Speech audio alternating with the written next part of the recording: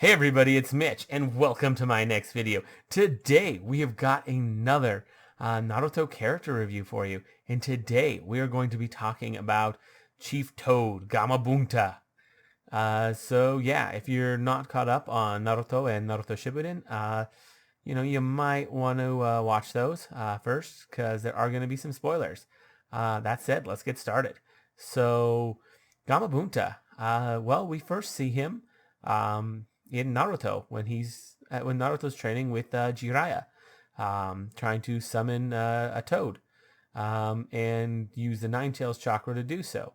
Jiraiya had given up on normal methods and decided to get a little more extreme, and he basically pushed, and by basically I mean literally, pushed Naruto off of a cliff, and then let him figure it out, and he ended up, he was basically either figure it out or die. So Naruto, he figured it out and summoned Gamabunta. Jiraiya just trusted that Naruto would figure it out. Kind of a major risk he was taking there, but he did try other methods first. But he realized that putting Naruto's life in danger was really the only way to actually teach him this trick. So. And it did end up saving his life later, so, I mean, it's something. But, yes, he summoned Gamabunta, who was not exactly thrilled to see Naruto at first. At first, he was irritated that someone was jumping around on his back like an idiot, because that's what Naruto did. And he was all excited that he summoned a frog and not a toad. He's like, wow, no tail. It's like, really? Does that matter? The guy's huge. Like, it's kind of, who cares if he's got a tail or not at that point, you know? But anyways, so he summoned Gamabunta, and then Gamabunta did not recognize him, and Naruto had to prove himself. So he decided to stay on Gamabunta's back all day. And Bunta was not thrilled about this and tried to shake him off, but it didn't work. Although Naruto did give out towards the very, very end. His body just collapsed from fatigue after Naruto had declared he won, a little bit prematurely. And Bunta actually felt sorry for him and, put him back, instead of letting him fall to his death off of his back. Bunta picked him up with his tongue, and not only did he just rescue him, he put him back on his back so that Naruto actually would win the bet, because he respected Naruto for that. Then, of course, you see Bunta later in the fight against Gaara. Heian is not exactly thrilled to see Naruto. But Gamakichi comes to his defense and is like, hey, this guy saved me from that scary guy. You got to go stop him. So after hearing that from Gamakichi, who happens to be Gamabunta's son, Bunta decided to help out and help Naruto defeat Shikaku and help take down Gaara. Which he was a massive help in. Without Bunta's help, Naruto wouldn't have stood a chance in that fight. So yeah, they managed to succeed by working together. And it really only worked because of, Gamakichi deciding to intervene a little bit. Although Bunta might have given in anyways. He tends to just be a little bit stubborn. But he's really not as bad as he acts. Anyways, after that fight, or during that fight, you get to see a little bit of his abilities. You get to see that he's pretty good with his sword, although he gets that knocked away pretty quick. But he does manage to take out one of Shukaku's take off one of his arms first, before he loses that sword. But yeah, it's turned out he's not so great at gripping things. Who would have guessed a big frog not so great at gripping with his hands? His tongue, yes. His hands, not so much.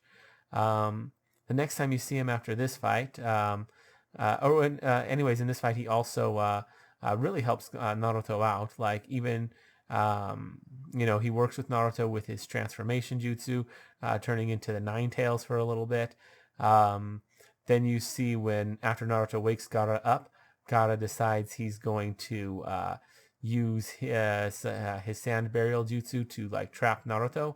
Bunta uses his tongue to try and protect him, although Gaara just has the sand rise up from his legs since he's Naruto's standing on Gaara's stand. Um, but Naruto manages to break free using the power of the Nine Tails, charges at Gaara and hits him with a nice headbutt, which Bunta comments on as not very elegant. But he does seem to respect Naruto for trying that. He really respects Naruto's guts, for staying on his back for that whole day, and then just how determined he was in that fight. You don't see him again in Naruto after that, not unless you count the filler episode where he shows up annoyed that Naruto summoned him in salt water, and not realizing that that's an issue. Anyways, after that, you see him show up in Shippuden.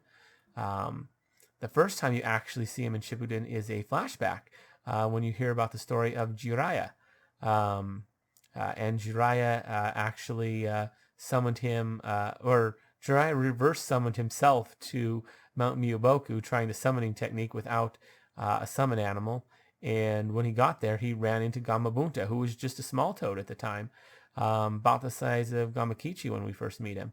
And him and Bunta takes him back, and because apparently he's the child of prophecy.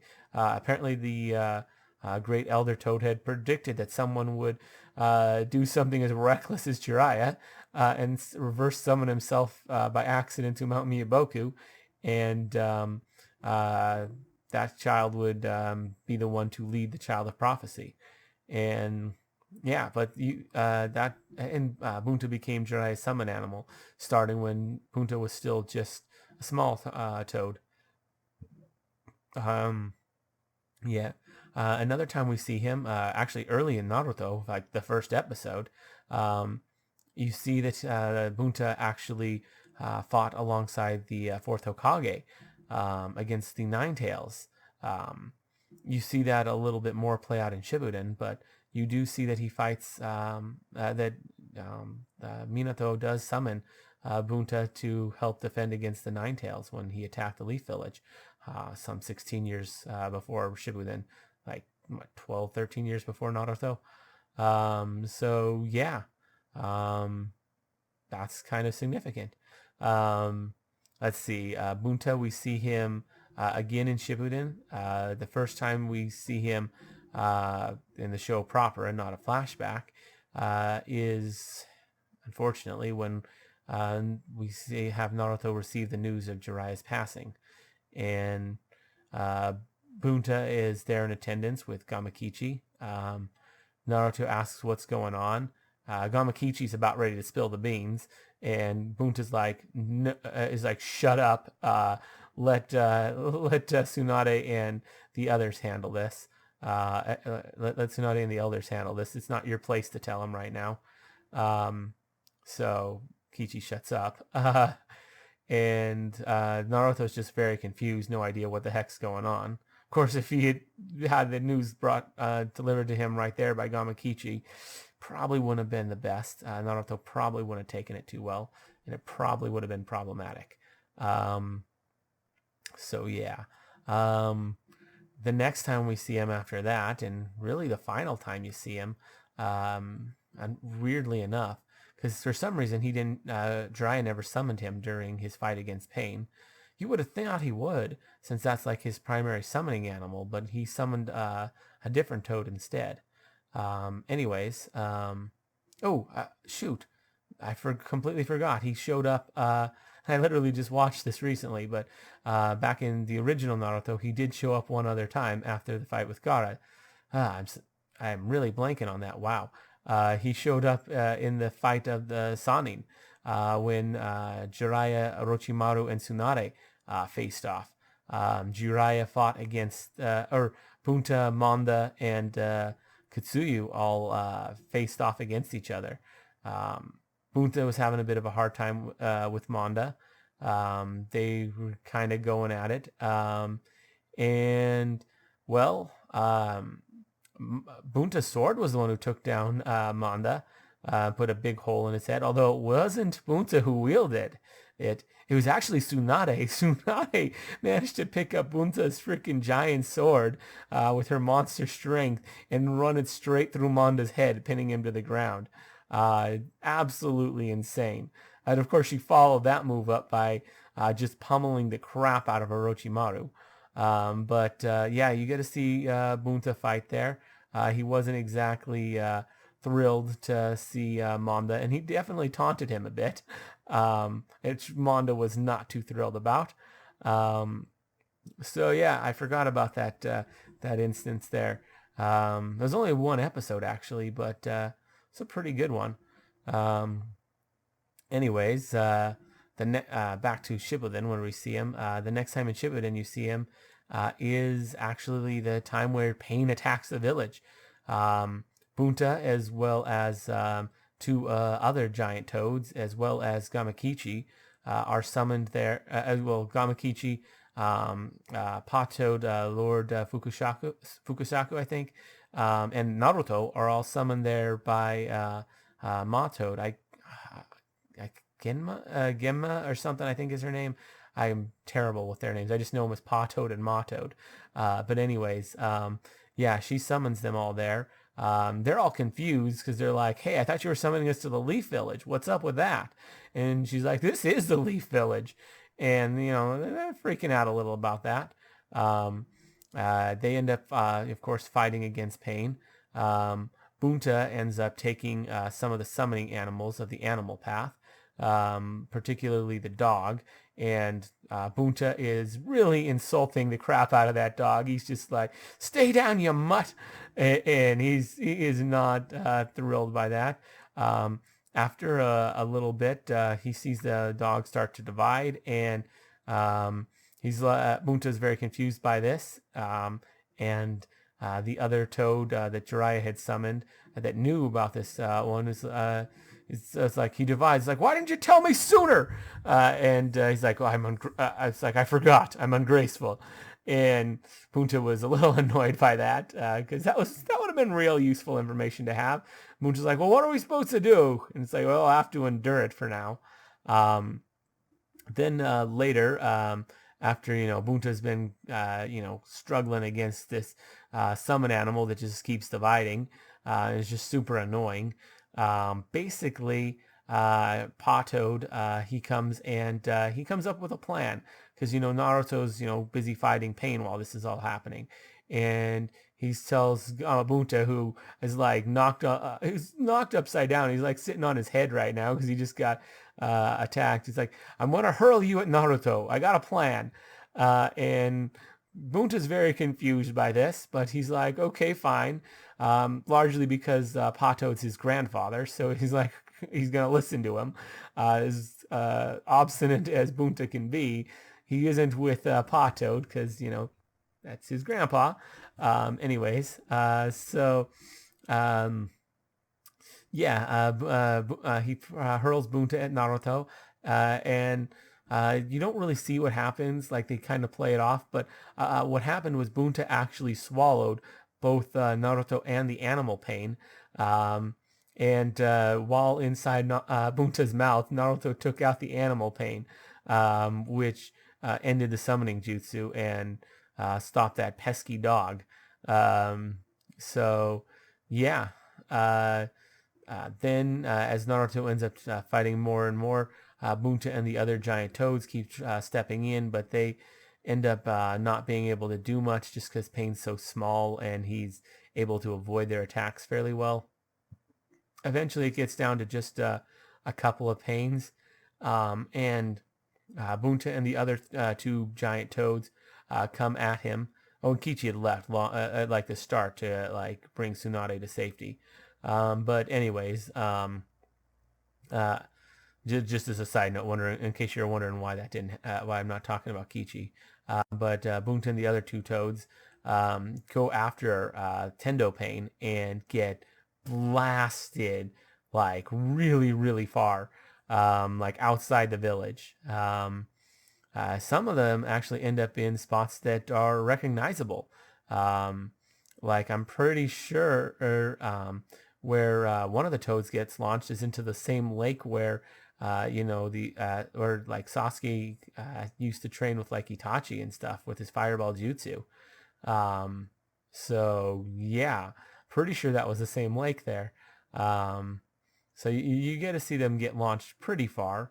Bunta's kind of taken out of the fight at that point because after getting launched that far from a single attack, that was a bit of an issue. Pain's quite powerful. You then see Bunta. Well, he's still like out of the fight, but Guy, Neji, Tenten, and Lee are coming back from a mission when they happen to see Bunta just lying there on the ground. He's absolutely massive, so it's hard to miss. Like he's taller than the trees. By a good margin, and they're like, "What the heck is going on? That's Jiraiya's summoning animal." And they go and hear from him that apparently the Leaf Village is under attack, and apparently Bunta is unable to move after getting launched. So after that, they hurry to the village, where they find Hinata. But that's really the last you see of Bunta, which is weird. Now Bunta, find out in a trilogy, not the trilogy, in one of those little cutscenes at the end that Bunta, Manda, and Katsuyu actually used to be part of like a deadlock. Basically, apparently, frogs fear snakes, snakes fear slugs, and slugs fear toads. And it's like, and they're talking about how it's all balanced, and then Katsuyu's like, "Wait a second, with Manda gone, I'm at the bottom here," and she freaks out, and Bunda doesn't know what's up because he doesn't mean her any well. Like those two are allies, but she gets a little scared at that point, which is kind of funny. It was just a little cutscene thing. I don't know how canon most of that was, but the whole deadlock thing definitely would be. And it certainly shows a certain part of the lore. What with the summon animals having been there from the beginning. That's an even bigger spoiler, though. Yeah, I don't want to get too much into that in case people haven't watched all the way through Shippuden yet. I know as of recording and release of this, instead of the same time, they're not quite that far on the Toonami version yet, so I won't go into any more spoilers than this for now. Anyways, that's all I have to say about Bunta. Holy crap, that was a lot. Anyways, if you enjoyed the video, or if you have anything you want to say, leave a comment down below. If you enjoyed the video, consider giving it a like. Maybe subscribe to the channel for more videos. I do a number of these Naruto character reviews, but I mostly do Dungeons & Dragons 3.5 stuff. So if you enjoy Dungeons & Dragons 3.5, definitely subscribe and ring that notification bell so you never miss out on a video. Anyways, as always, I'm Mitch. I'll be seeing you